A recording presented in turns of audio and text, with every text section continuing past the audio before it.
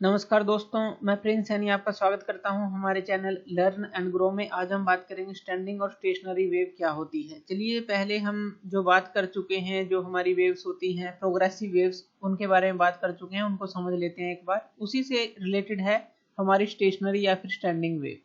अब देखिए progressive wave क्या होती है, जो इस तरह से चलती है।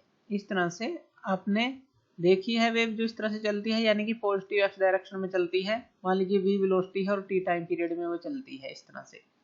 और वेवलेंथ हम मान लेते हैं, जो इसकी वेवलेंथ होती है वो लैम्डा है। तो ये एक तरह की प्रोग्रेसिव वेव होती है।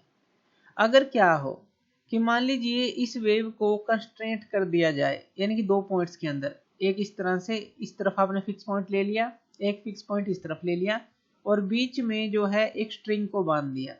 अब इसके अंदर जो वेव प्रोड्यूस होंगी वो हमारी स्टेशनरी वेव होंगी, क्योंकि ये प्रोग्रेसिव नहीं है, ये चल नहीं रही। इस पॉइंट पर आकर ये खत्म हो जाती है। किसी नैरो एरिया के अंदर आपने इसको कंस्ट्रेंट कर दिया, बांध दिया इसको। अब देखिए यहाँ पर होगा क्या, कोई भी एनर्जी ट्रांसफर नहीं होगा इस तरह की वेव से। और ये जो वेव है इसी के अंदर जो है बनेगी। और जब इसके अंदर सुपर इम्पोज होगा वेव्स का, सुपर इम्पोज कैसे होगा, मान लीजिए एक वेव जो है इस तरह से जनरेट हुई, इस तरह से। जब ये इस एंड से इस एंड पर पहुंचेगी तो यहाँ से रिफ्लेक्ट होगी वापिस इस तरह से, और इस तरह से चलेगी, और यहाँ पर आएगी, फिर से रिफ्लेक्ट होगी, फिर से इस तरह से चलेगी। तो यानी कि जब ऐसे होगा तो यहाँ पर सुपर इम्पोज आपको मिलेगा कुछ पॉइंट्स के ऊपर, जिससे आपको जो वेव है एक जगह पर खड़ी हुई दिखेगी, यानी कि एक तरह से डांसिंग पोजीशन में दिखेगी, अप डाउन होती दिखेगी, वो चलती नहीं दिखेगी आपको। तो एक ऐसी जो आपकी फ्रीक्वेंसी जो आप इसके अंदर देते हैं, तो जब आप उस फ्रीक्वेंसी से इसको हिलाते हैं, यानी कि आप इसको वाइब्रेट करते हैं, तो एक इस तरह की पोजीशन हमारे पास आ जाती है कि ये अप और डाउन होती आपको दिखती है। यहाँ भी अप और डाउन आपको दिखती है होती हुई। तो वो जो है उसको हम स्टैंडिंग वेव बोलते हैं, क्योंकि इसके अंदर जो पार्टिकल्स हैं बस अप और डाउन अब कर रहे हैं, यहाँ पर वो मूव नहीं कर रहे, या कहें कि ये मूव जो है नहीं कर रही वेव। तो इसको हम स्टैंडिंग वेव बोलते हैं। इसका सिंपल सा एग्जांपल ले सकते हैं। मान लीजिए दो आपने फिक्स पॉइंट ले लिया और बीच में एक स्ट्रिंग को बांध दिया, और इसको जो है आप नीचे खींचकर छोड़ देते हैं, तो आपको क्या मिलेगा, स्ट्रिंग की इस तरह की वाइब्रेशन मिलेगी, अप जाएगी वो और फिर डाउन आएगी ये चीज। अब इस तरह की जो वाइब्रेशन है ये आपने कंस्ट्रेंट करती है, दोनों पॉइंट पर इसको बांध दिया है और स्ट्रिंग को खींचकर छोड़ दिया है, तो इस तरह की आपको वाइब्रेशन मिली। इस तरह की वाइब्रेशन मिलती है, आपने देखी होंगी। तो ये हमारी स्टैंडिंग वेव होती है, क्योंकि ये वेव इस तरह की वेव नहीं है जो आगे प्रोग्रेस कर रही है, आगे चल रही है।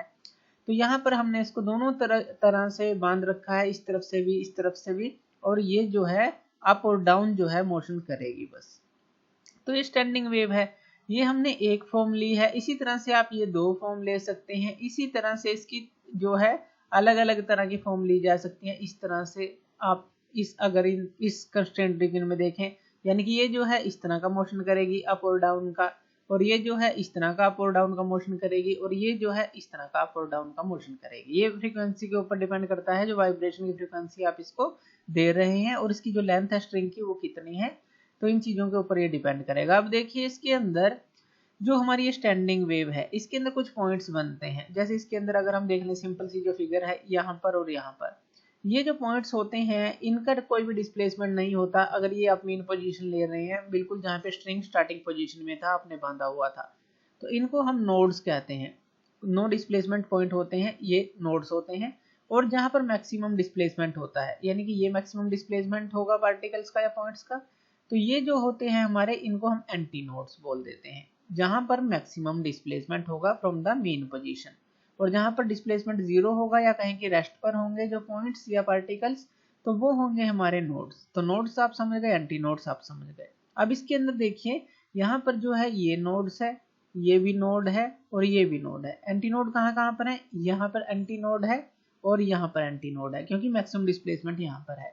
इस फिगर के अंदर देखें तो ये जो है हमारी नोड है, ये नोड है हमारी, ये नोड है, ये नोड है, क्योंकि यहाँ पार्टिकल रेस्ट पर है। एंटी नोड कहाँ पर है, ये एंटी नोड है, ये एंटी नोड पॉइंट है, ये एंटी नोड है। मेन पोजीशन पे देखें तो ये मैक्सिमम एम्पलीट्यूड यहाँ पर बनाते हैं इस तरह से।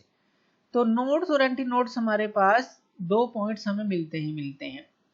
अब इसमें एक और चीज ध्यान देनी है जो हमारी नोड्स होते हैं, जैसे कि ये नोड है, ये नोड है और ये नोड है, तो ये अगर हम बात करें एक नोड से तीसरी नोड पर जो इनके बीच का डिस्टेंस होता है वो हमारी वेवलेंथ के बराबर होता है लैम्डा के बराबर।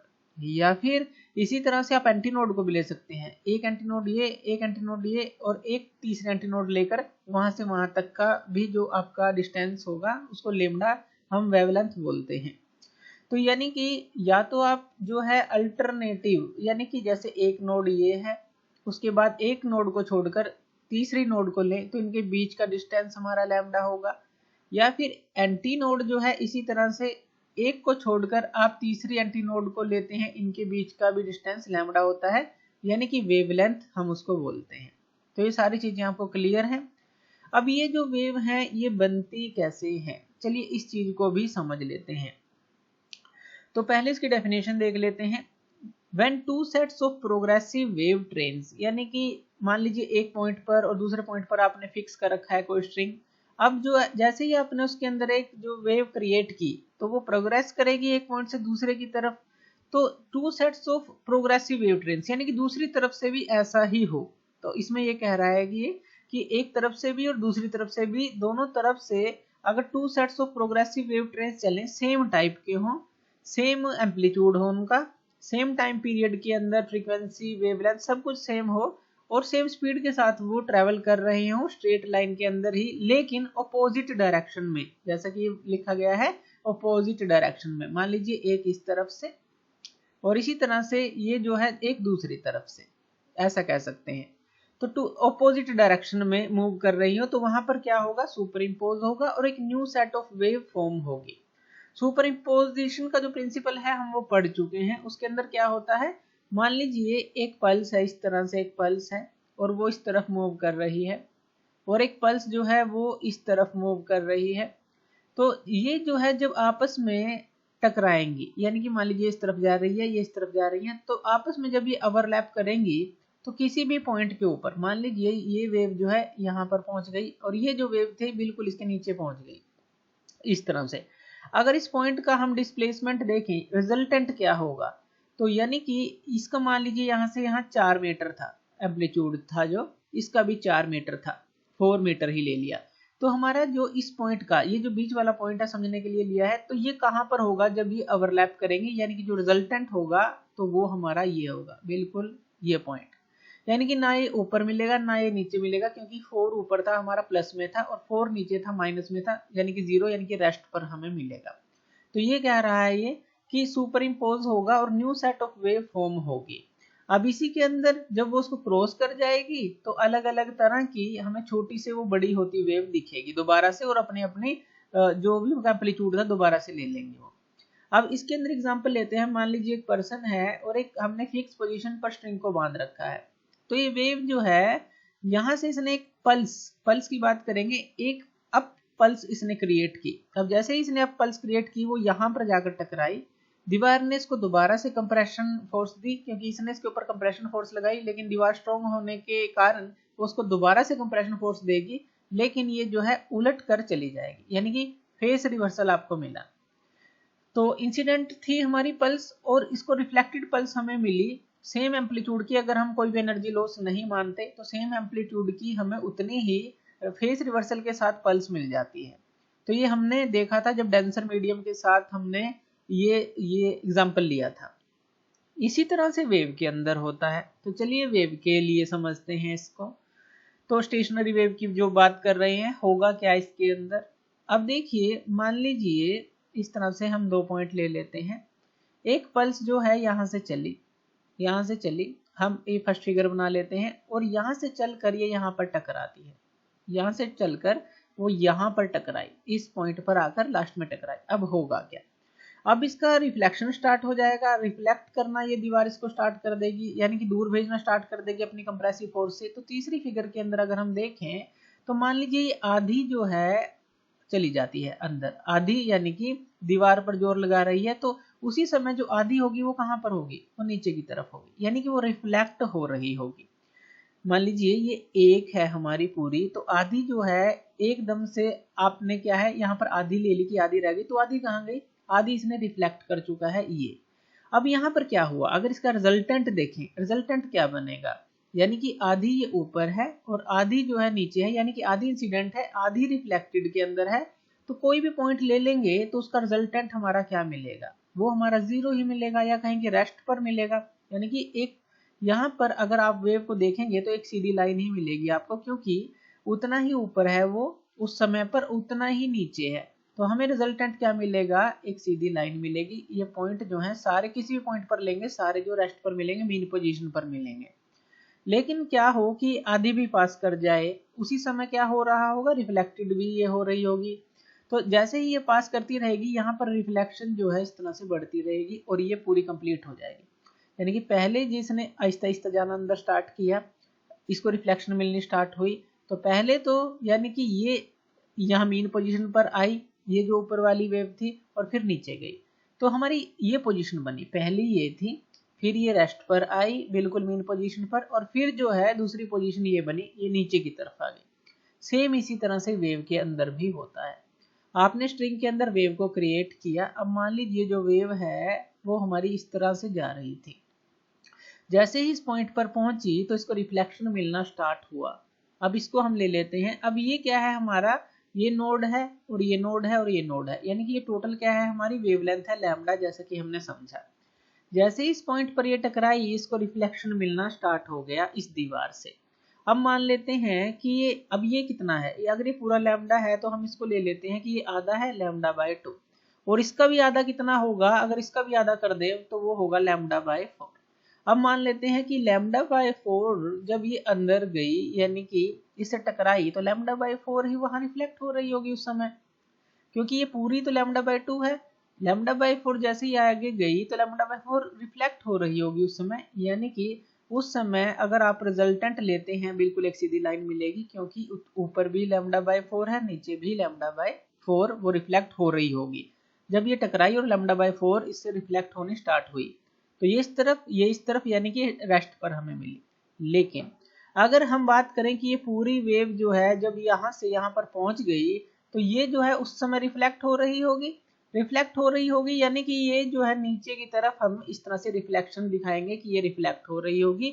और ये जो वेव थी, ये पीछे वाली जो वेव थी, ये भी तो यहाँ पहुंच चुकी होगी, यानी कि जब ये रिफ्लेक्ट हो रही होगी और ये वेव भी इस तरफ आ रही होगी, तो ये दोनों जो है सुपर इम्पोज हो जाएंगी और आपको एक रिजल्टेंट मिलेगा इस तरह से, एक बिगर, यानी कि क्रेस्ट के ऊपर जो रिफ्लेक्टेड रे है उसका क्रेस्ट इसके क्रेस्ट के ऊपर, या कहेंगे ट्रफ के ऊपर होगा। तो जो इसके दो पॉइंट्स हैं वो सुपर इम्पोज कर जाएंगे और रिजल्टेंट हमें इस तरह से मिलेगा। तो यानी कि जो वेव है इस तरह से हमें मिलेगी। अब यहाँ पर देखिए, इसकी बिल्कुल ये उल्टी वेव हमें मिली है, क्योंकि ये रिफ्लेक्टेड वेव है इस तरह से। अब दोबारा से वही होगा, जैसे ही यहाँ इस पॉइंट पर पहुंची तो नेक्स्ट हमें क्या मिलेगी, अब ये जो है हमारी यहाँ से रिफ्लेक्ट होना स्टार्ट हो जाएगी, रिफ्लेक्ट होना स्टार्ट हो जाएगी। पहले तो ये रेस्ट पे आएगी, जैसे कि यहाँ पर ये रेस्ट पे आई, और फिर से जो है हमें वही वेव मिलेगी जो स्टार्टिंग के अंदर थी, इस तरह से, इस तरह से। यानी कि यहाँ पर हम क्या देख रहे हैं, एक तरह का सुपर इम्पोज देख रहे हैं। जब वो यहाँ टकराई तो यहाँ पर रिफ्लेक्शन उसको मिलना स्टार्ट हुआ, यानी कि ये चीज जो है पहले सीधी हुई फिर नीचे आई। तो इस तरह से एक जंपिंग पोजीशन इसकी बन जाती है। इस पॉइंट पर देखें, इस तरह की जंपिंग पोजीशन सिर्फ इस चीज की देखें, अगर ये चीज है ऊपर थी, पहले बीच में आएगी फिर नीचे आएगी, ये जो है इस तरह से स्टैंडिंग जो है जंपिंग करती रहेगी, up down up down up down up down. ये चीज, ये स्टैंडिंग वेव ही हमारी अब बन रही है। तो ये जो है यहाँ आई फिर यहाँ आई, फिर से ये जो है यहाँ आ जाएगी ऊपर और फिर से नीचे आ जाएगी, यानी कि ये जो है पूरी वेव जो है इस तरह से आप देख सकते हैं। या फिर सिंपल सा एग्जांपल जो हमने लिया था कि एक स्ट्रिंग आपने लिया, इसको पकड़कर छोड़ दिया तो ये अप जाएगा फिर डाउन आएगा, तो बीच में रेस्ट पे तो आता होगा, अप गया फिर रेस्ट पे डाउन, फिर यहाँ से अप पे रेस्ट फिर अप। इस तरह से ये स्टैंडिंग वेव होती है, रेस्ट पर आती है ऊपर जाती है, फिर रेस्ट पर आती है ऊपर जाती है।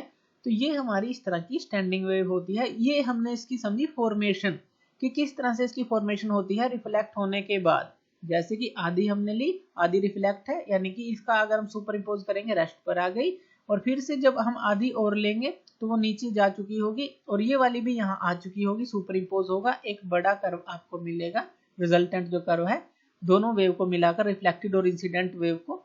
तो फिर से जो है इस तरह से जो है वो यहाँ पर आपको मिलेगा और इस तरह से ये जंपिंग करती आपको दिखाई देगी। तो ये जो चीज़ है ये हमारी स्टैंडिंग और स्टेशनरी वेव होती है, लेकिन सेम टाइप की वेव होनी चाहिए, ये ध्यान रखना है। यानी कि या तो ट्रांसफर वेव ही लें दोनों या लॉन्गिट्यूडनल वेव ही लें आप दोनों। तो ये चीज़ इसके अंदर हमने समझी है स्टैंडिंग और स्टेशनरी वेव क्या होती है, और हमने समझा उसका फॉर्मेशन कि वो किस तरह से फॉर्म होती है। तो थैंक यू वीडियो देखने के लिए, और इसी तरह की वीडियोस के लिए आप हमारे चैनल लर्न एंड ग्रो पे हमें सब्सक्राइब कर सकते हैं। धन्यवाद।